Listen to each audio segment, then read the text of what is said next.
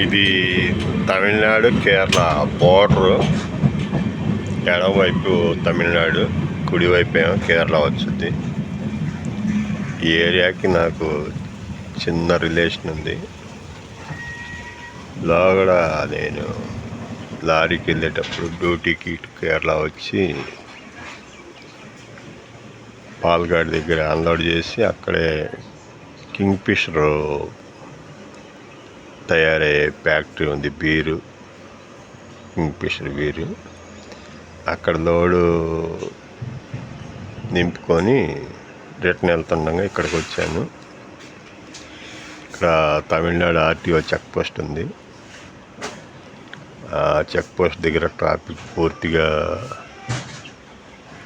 Traffic ఆగింది. ఆ ట్రాఫిక్లో దాదాపు ఒక అరగంట పైన ఆగాము. ఫుల్గా ట్రాఫిక్. ఆ టైంలో మా లారీ స్టార్ట్ అవ్వలేదు. అక్కడ తోయటానికి కూడా ఎవరికి అవకాశం లేదు, ఎవరి దారి వాళ్ళు వెళ్ళిపోతున్నారు. ఇక మేము టైర్కి జాకీ లేపుకొని టైర్ వీల్ని ఫాస్ట్గా తిప్పి అలా స్టార్ట్ చేసుకోవడం జరిగింది. దాదాపు ఒక అరగంట సేపు శ్రమ పడితే కానీ స్టార్ట్ అవ్వలేదు. అది ఈ ఏరియాకి రాగానే నాకు గుర్తొచ్చింది. కనిపించే లైటింగే కరెక్ట్గా బోర్డర్, తమిళనాడు కేరళ బోర్డర్. అది మీతో షేర్ చేసుకుందామని చెప్పి వీడియో చేస్తున్నాను.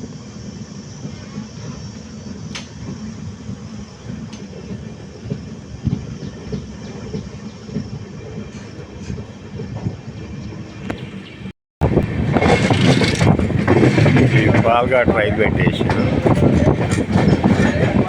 కేరళలో ఫస్ట్ స్టాప్ అన్నమాట. ఇక్కడి నుంచి క్యాలిగేట్ వెళ్ళొచ్చు. ఇప్పుడు దాన్ని కోజికోడ్ ఏదో మార్చారు దాని పేరు. దీని తర్వాత తిరుచూరు, తర్వాత ఎర్నాకుళం అన్నమాట.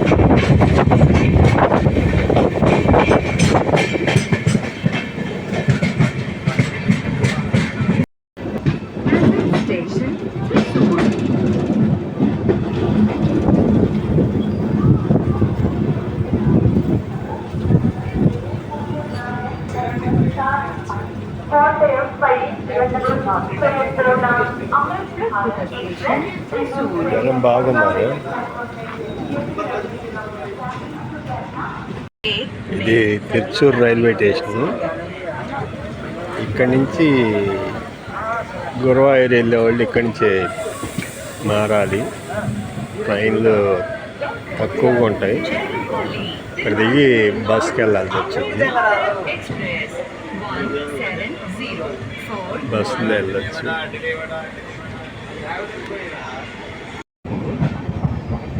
జంక్షన్ వేరే ఉంటుంది, అది కొన్ని లోపలికి వెళ్ళింది.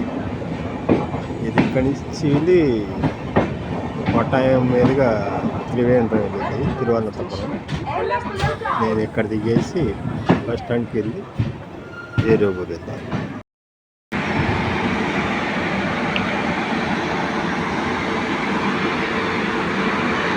ఇది నేను వచ్చిన ట్రైను చెర్లపల్లి నుంచి తిరువనంతపురం వెళ్ళొద్ది. నేను ఎర్నాకుళంలో దిగాను. ఇది ఎర్నాకుళం రైల్వే స్టేషన్. ఇక్కడి నుంచి వేరే చోటకి ఆటోలో వెళ్ళి అక్కడి నుంచి బస్సు ఎక్కి మున్నార్ వెళ్తున్నాను.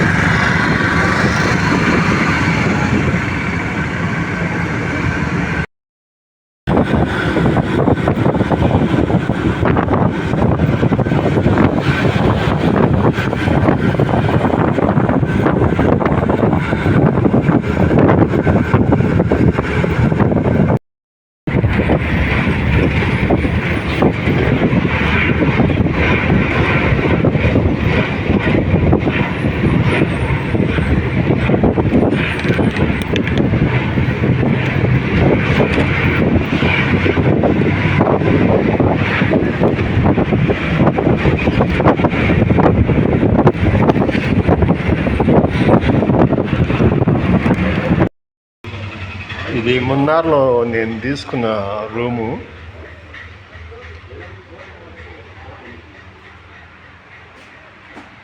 నీట్గా బాగుంది.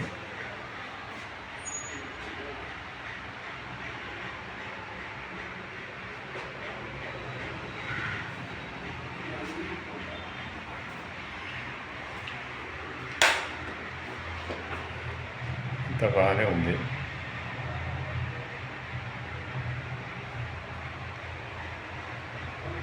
రోజుకి 500 రూపాయలే, చీప్ అండ్ బెస్ట్. అది